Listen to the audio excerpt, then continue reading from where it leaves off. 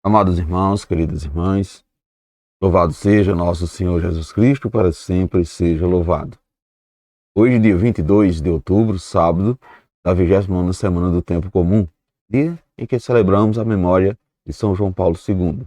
Então, temos a alegria de partilharmos com você e com sua família o Evangelho de hoje, tirado de Lucas, capítulo 13, versículo de 1 a 9. O Senhor esteja convosco, Ele está no meio de nós.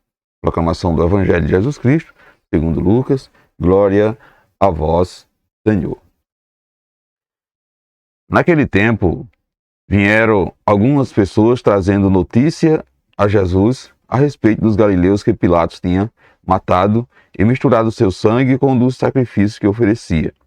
Jesus lhe respondeu: Vós pensais que estes galileus eram mais pecadores do que todos os outros galileus por terem sofrido tal coisa?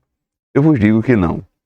Mas, se não vos converterdes, ireis morrer todos do mesmo modo.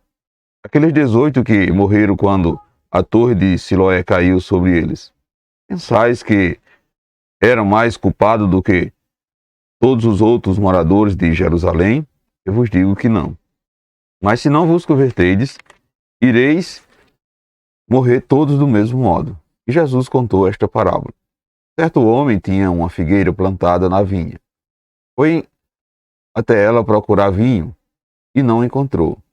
Então disse ao vinhateiro: Já faz 3 anos que venho procurando figo nesta figueira e nada encontro. Corte-a, porque ela está inutilizando a terra. Ele, porém, respondeu: Senhor, deixa a figueira ainda este ano. Vou cavar em volta dela e colocar adubo. Pode ser que venha a dar fruto. Se não der, tu a corta. Palavra da salvação. Glória a vós, Senhor. Caros irmãos, queridas irmãs, no caminho da vida há acontecimentos trágicos. Estes não significa que as vítimas são mais pecadores do que os outros. Ao contrário, esses acontecimentos são convites abertos para que se pense no impossível dos fatos e na urgência da convenção para se construir a nova história. A parábola salienta que, em Jesus, Deus sempre dá uma última chance.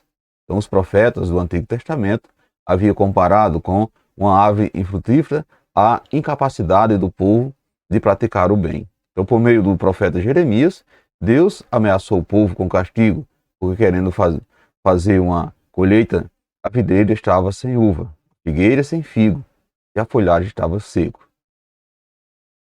O profeta Miqueias, no Antigo Testamento, comparava a corrupção generalizada do povo com o término da colheita, quando não existe um só cacho de uva para ser colhido, nem um figo temporão para ser apanhado. Então perceba que esta imagem foi retomada por Jesus para ilustrar a situação do povo de sua época, cujos frutos até então havia esperado em vão. Então essa parábola ela é carregada de esperança. Independente do bem ou do mal que tivermos praticado, todos nós haveremos de passar pela morte natural. A morte espiritual, porém, é uma morte da nossa alma pelo pecado, independente da nossa falta de conversão a Deus e a nossa inutilidade durante o tempo em que labutamos por aqui. Assim, portanto, Jesus nos esclarece que os acidentes e as tragédias pelas quais passamos na nossa vida não são castigo de Deus, mas fatos a que estamos sujeitos nesta travessia. Deus não quer a morte do pecador, mas a sua conversão, a sua mudança de vida. Às vezes pensamos que as coisas ruins que nos acontecem são punição de Deus por causa dos nossos pecados. Quando então reconhecemos que somos culpados, carregamos um fardo pesado e entendemos que seremos condenados pelas nossas ações. Por outro lado, caros irmãos e irmãs, quando nos consideramos bonzinhos, quando nos consideramos merecedores, achamos que somos injustiçados pelas coisas ruins que batem à nossa porta. Jesus, porém, nos exalta. Se não nos convertermos, se permanecermos no erro, se permanecermos no pecado, se permanecermos na desobediência, serão também naturais as más consequências que sofremos. O Senhor nos dá a chance, então precisamos apenas aproveitá-las.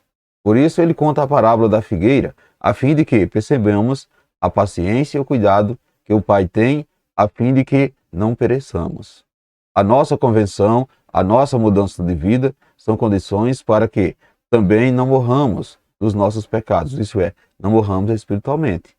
A morte espiritual vem em consequência da nossa escravidão ao pecado que nos afasta de Deus e desarmoniza a nossa alma, impedindo de dar frutos bons. Somos então como a figueira que foi plantada no meio da vinha de Deus. Estamos ocupando um espaço, recebemos assistência e há também um vinhateiro que cuida de nós com paciência de mestre. Apesar disso, nós obstinamos em permanecer do jeito do que somos e perseveramos na nossa individualidade de pecadores. Caros irmãos, queridas irmãs, Jesus é o vinhateiro a quem Deus Pai entregou a sua vinha, mas que acolhe até mesmo os que são diferentes.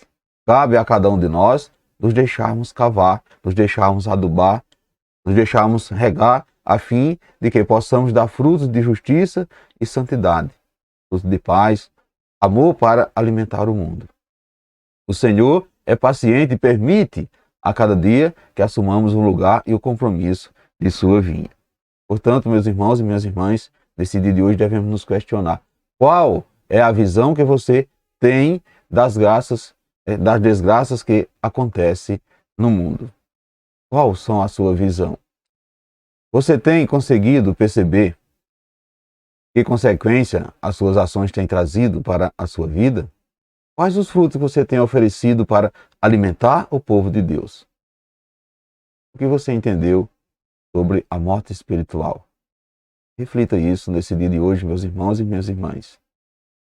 E peçamos ao Pai que a nossa vida seja uma contínua busca da comunhão contigo, por meio de um arrependimento sincero e de nossa convenção urgente para ti. Louvado seja o nosso Senhor Jesus Cristo, para sempre seja louvado. Amados irmãos e irmãs, desejo a vocês, sua família, um santo e abençoado sábado, e que desça sobre todos vós a bênção desse Deus que é todo-poderoso, Ele que é Pai, Filho e Espírito Santo. Amém. Fiquemos e permanecemos sempre nessa paz que vem de Cristo, que é o nosso Salvador, agora e sempre. Amém.